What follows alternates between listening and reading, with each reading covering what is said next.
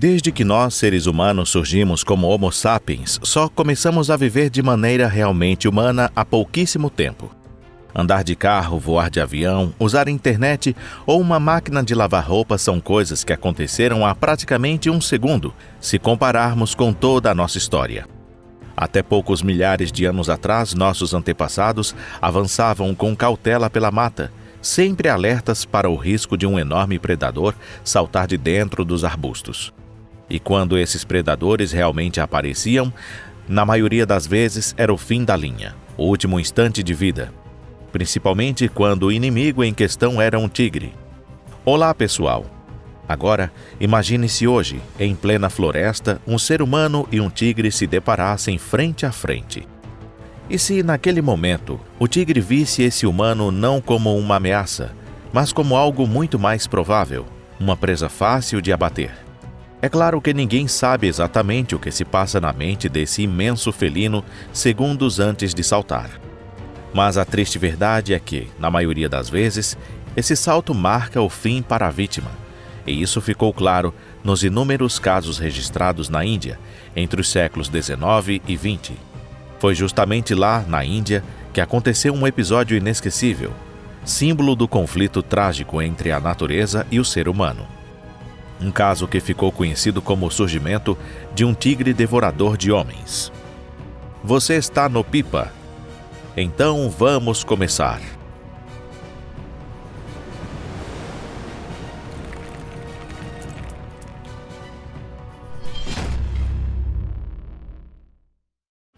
O tigre devorador de homens da Índia.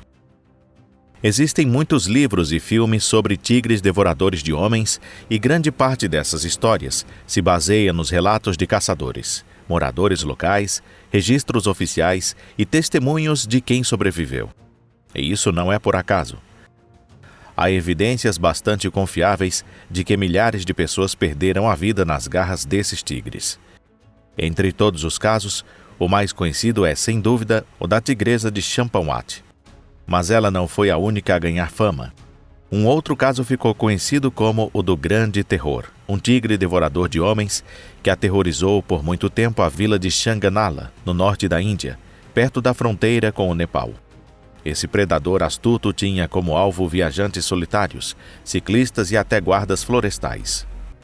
Os registros oficiais falam em 8 vítimas fatais, e ele só foi abatido em 1969 por um caçador chamado Dr. Denver Coleman.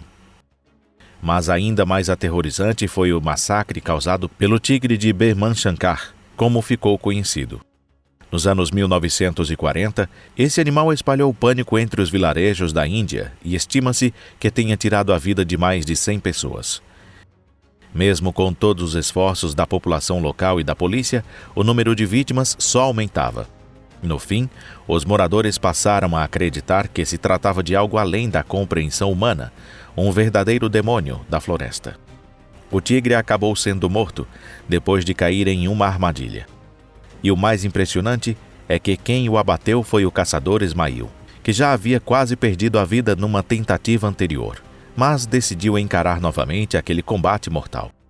Diante dos ataques, os moradores estavam tão tomados pelo medo que não conseguiam reagir. E foi justamente nesse clima de desespero que a coragem de alguns poucos caçadores se destacou ainda mais. Um desses homens foi Kenneth Anderson, que conseguiu derrotar a tigresa de Joe Larige. Uma fêmea passou a caçar seres humanos porque percebeu que eram presas muito mais fáceis do que os animais selvagens. Anderson a matou no fim, mas só depois de ela ter feito pelo menos 15 vítimas. Mais tarde, o mesmo Anderson também abateu o terrível tigre de Segur, conhecido por ter apenas um olho e por sua crueldade, além do tigre de Mundashipalam, que matou 7 pessoas. Mas o caçador que mais se destacou foi o britânico Jim Corbett. Com coragem inabalável e habilidade fora do comum, ele enfrentou e eliminou ninguém menos que a infame tigresa de Champawat, considerada o pior caso de ataque de um único animal a humanos na história. E os efeitos dele não pararam por aí. Para o povo da vila de Shogar, Corbett foi literalmente um salvador, alguém por quem tinham gratidão profunda. Isso porque ele conseguiu, com sucesso, abater 2 tigresas devoradoras de homens que vagavam pela região havia mais de 5 anos, atacando ao menos 64 pessoas. A tigresa devoradora de homens de Champawat. Entre os muitos ataques de tigres a seres humanos registrados entre 1907 e 1938, o caso da tigresa de Champawat se destaca como o mais brutal, sangrento e chocante de todos. Essa gigantesca felina sozinha matou mais pessoas do que qualquer assassino em série já registrado na história.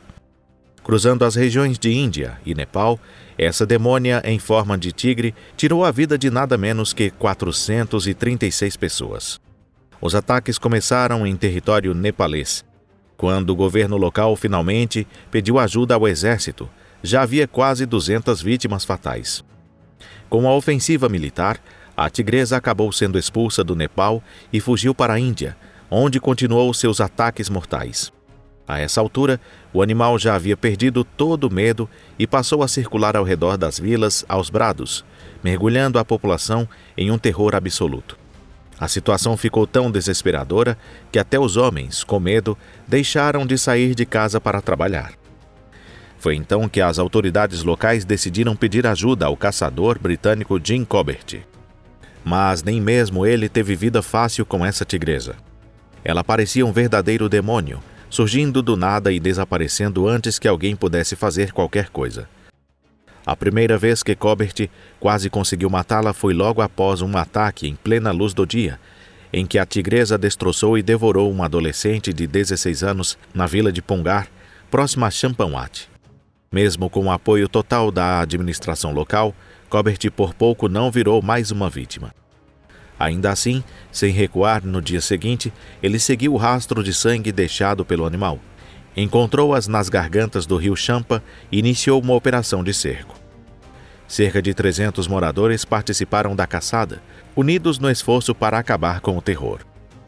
Quando finalmente acuada, a tigresa avançou direto sobre Corbett, mas ele foi rápido e disparou 2 tiros, atingindo o peito e o ombro da fera. Mesmo ferida, a tigresa continuou investindo contra ele com fúria.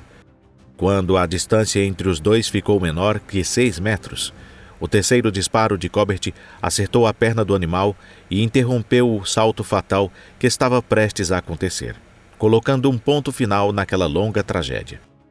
Esse tiro decisivo foi dado com um rifle de reserva emprestado pela administração da vila de Pungar. A foto de Corbett ao lado do tigre abatido se espalhou rapidamente pelo mundo. Mas a fama dele não se resumia a esse feito. Ao longo dos anos, Corbett eliminou 19 tigres devoradores de homens e 14 leopardos com o mesmo comportamento. Em homenagem a seus feitos, o governo indiano batizou um parque nacional com o nome de Jim Corbett. Quanto à tigresa de Champawat, exames revelaram que um dos seus caninos estava quebrado e outro bastante danificado. É bem provável que esse problema dos dentes tenha sido o gatilho para que ela começasse a atacar humanos. Com os dentes assim, ela já não conseguia mais caçar presas selvagens. Restavam 2 opções: morrer de fome ou atacar o que fosse mais fácil de capturar, no caso, seres humanos. Ela escolheu sobreviver. No entanto, o caçador profissional irlandês Peter Byrne tinha outra teoria. Segundo ele, o primeiro contato da tigresa com carne humana aconteceu quando tentou proteger seus filhotes de caçadores. Isso teria ocorrido perto da vila de Rupal, ao lado nepalês do Himalaia. A tigresa, tomada pela fúria, teria atacado os humanos que feriram seus filhotes, e foi aí que percebeu como a carne humana era macia e fácil de consumir.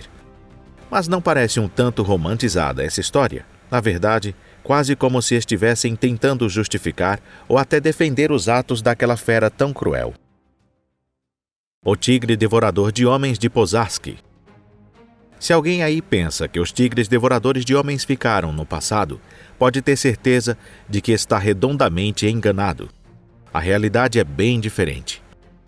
Mesmo que no final do século XX esses relatos tenham praticamente desaparecido da Índia e do Nepal, logo começaram a surgir sinais preocupantes vindos de outro lugar, a floresta de Ussuri, no extremo oriente da Rússia.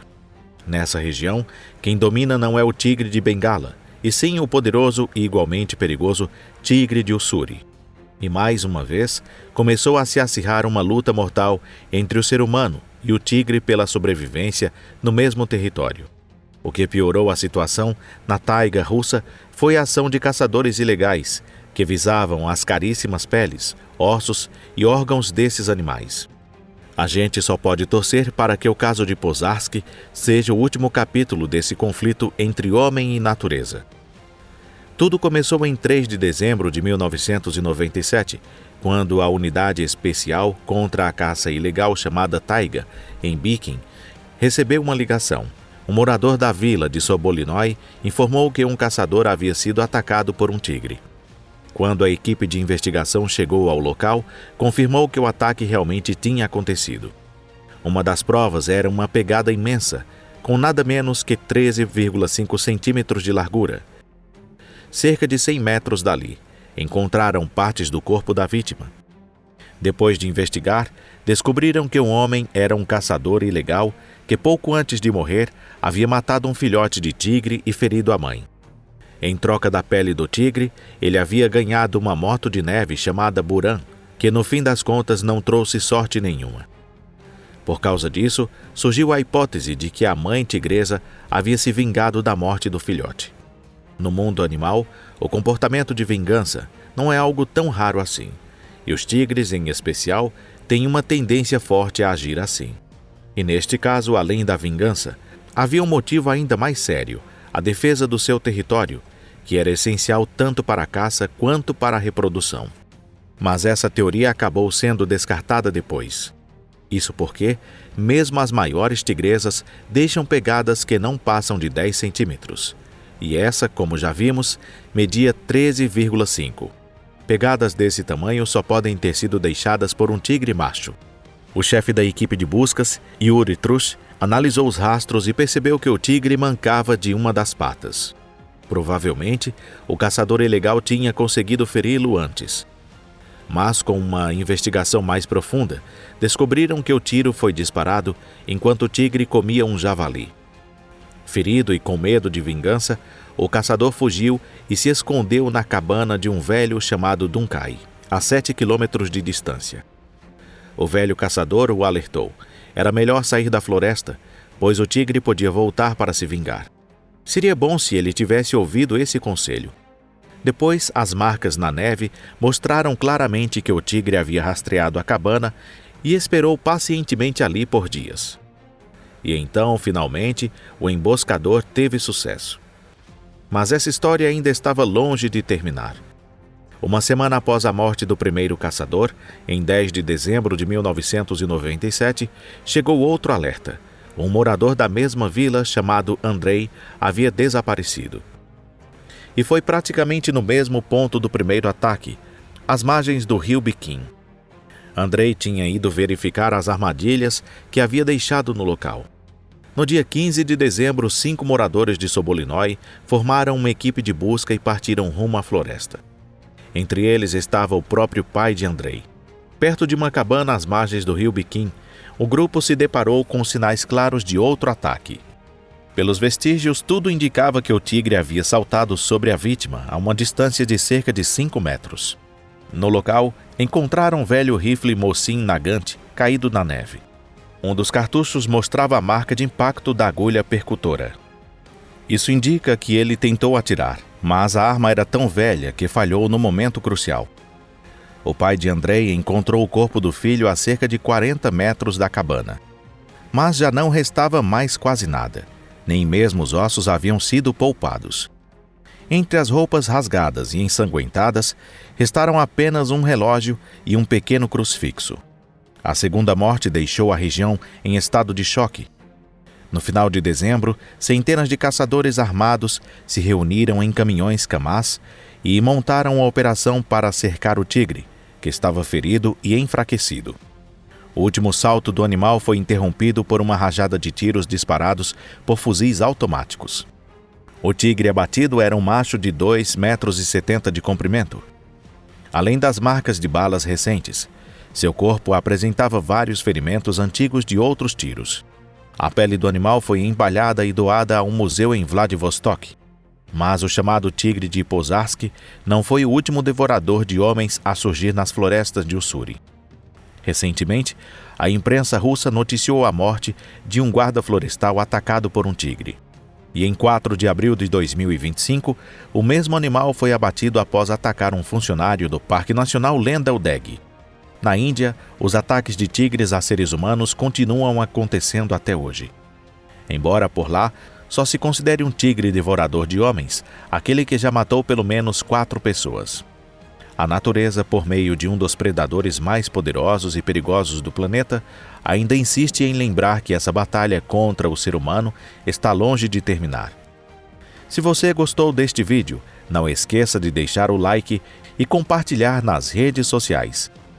Muito obrigado por assistir até o fim. E até a próxima. Tchau!